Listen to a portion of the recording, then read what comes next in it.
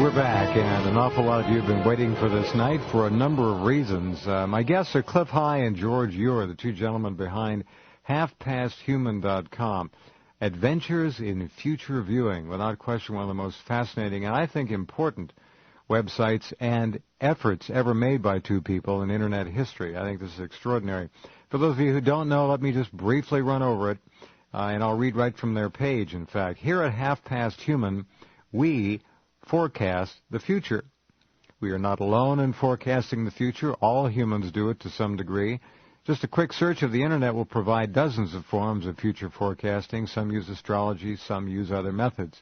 We employ a technique based on radical linguistics to reduce extracts from readings of dynamic postings on the Internet into an archetypical database. With this database of archetypical language, however you want to pronounce the word, we calculate the rate of change of the language. We calculate the rate of change of the language. The forecasts of the future are derived from these calculations. Our calculations are based on a system of associations between words and numeric values for emotional responses from those words. These emotional impact indicators are also of our own devising.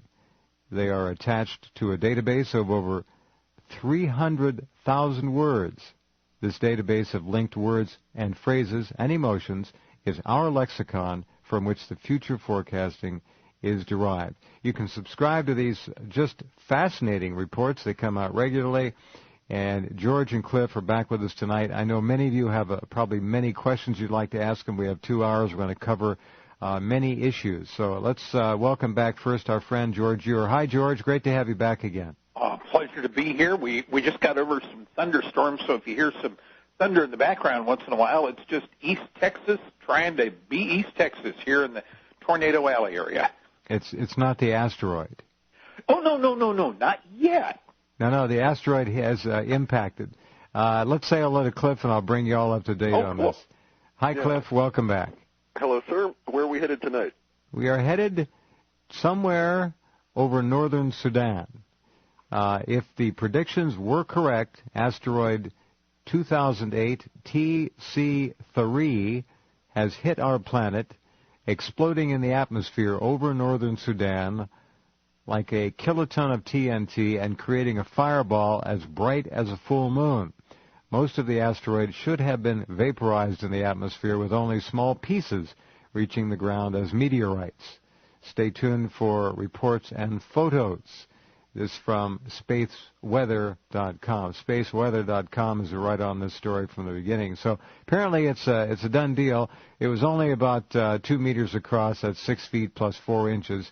So not a very big issue. The thing about these meteors and asteroids that we don't really feel comfortable with, I think I can speak for most all of you, is that apparently, if you can believe the government, and there's a caveat, they don't always find these things until they're virtually upon us. This one was found apparently today, or at the latest last night. Now, I'm reminded of the story of a couple of years ago. Maybe some of you remember it. There was one asteroid larger than a huge city bus, which allegedly wasn't found until it was already past us between the Earth and the Moon. So they missed that one. And that's the kind, I guess, you worry about. So at any rate, October 7th is a key date, but it wasn't, I guess, related to this particular meteorite. First, let's say anything from you guys you want to put on the table about this meteorite? It's part of our 20% of the language that we expected to be related to Terra Terra issue. Correct. And remember, we've also had a series of alarming earthquakes at the juncture of Tajikistan and one of the other stands today, and also aftershocks into China. So that language is certainly rising, and we're starting to see some of that released language show up now. Okay, very good. Now that's a hit. And Jeff, one other thing. We've had some thunderstorms developing, so Although it's not especially out of the ordinary for this time of the year, we could maybe see some tornadoes overnight in the lower Midwest. Uh-huh. And guess what's happening up here? We're having basically tropical storm level winds that'll be impacting us at about 2 a.m. our time and continue to about 9 a.m. and are expected to knock power out in the area from Everett north. Now that's probably interesting. In greater Puget Sound as well. Yeah, that's the Seattle area, and to have something like that overnight is unusual. So when you heard Clif mention the 20% Terra, T-E-R-R-A factor in their projections, they were talking about Earth events, meteors, storms, earthquakes, and so forth. So that's a hit. You got a hit on that part.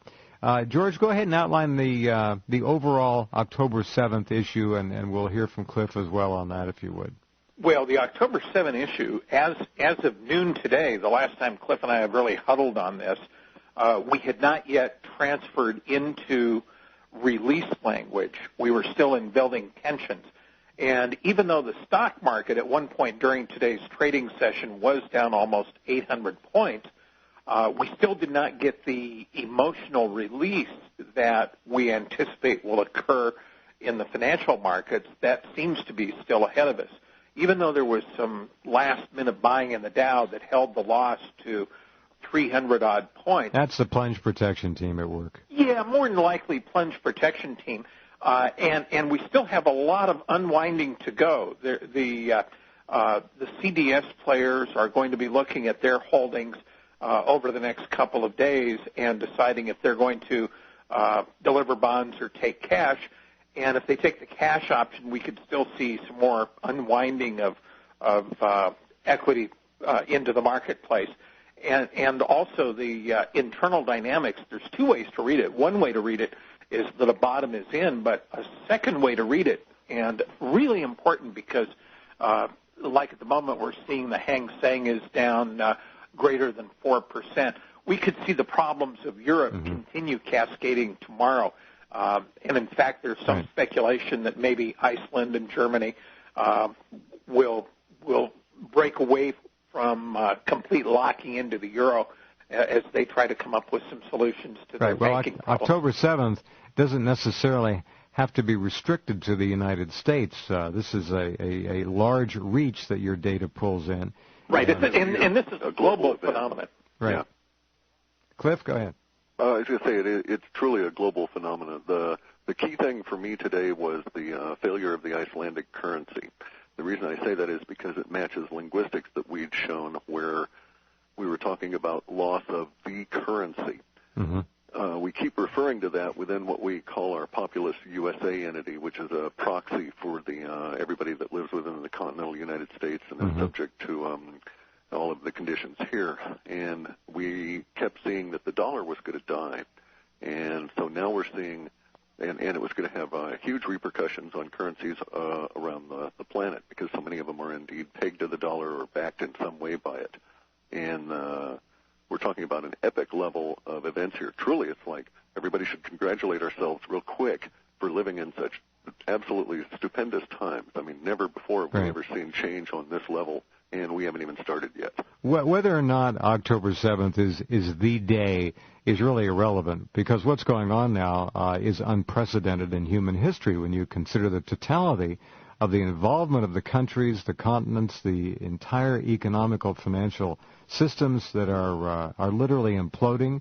And this all has been coming to a head over the last several weeks, and I think it's building to an enormous crescendo now in Europe.